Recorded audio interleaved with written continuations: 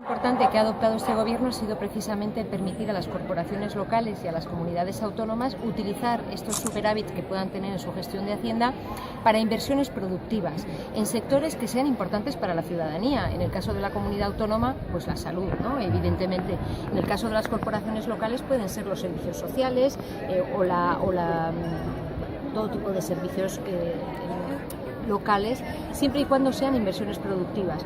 Creo que nuestro Gobierno justamente ha sido particularmente proactivo para articular el equilibrio que se necesita entre una buena gestión económica y financiera y responder a las necesidades de la ciudadanía.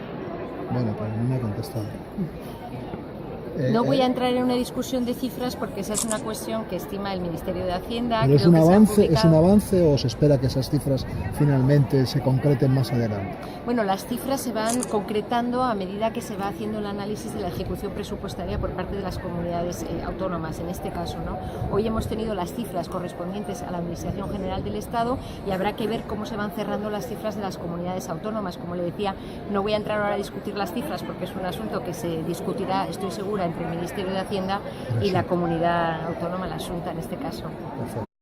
Esta tarde para venir a Galicia, una tierra con la que tengo un vínculo pues muy estrecho, muy intenso, y vamos a estar, como ha señalado Gonzalo, aquí dando un paseo y luego nos vamos a Carballiño a ver a todos los militantes y a toda la gente que se quiera acercar a saludarnos.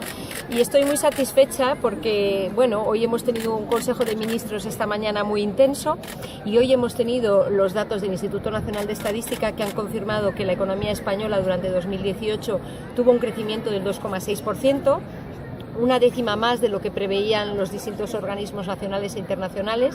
Tengo que decir que justamente es la cifra que preveíamos desde el Ministerio de Economía, y con ello se confirma que España sigue creciendo por encima de los países de la Unión Europea, por encima de la media de la Unión, que seguimos teniendo un crecimiento que hemos empezado 2019 con buen pie, y vamos a tratar de que ese crecimiento se mantenga lo más robusto posible y que sea también, como ha señalado muy bien Gonzalo, un crecimiento sostenible y un crecimiento inclusivo, que no deje a nadie atrás, gobernando para los ciudadanos, en definitiva. Así que muchas gracias y estoy encantada de atender a sus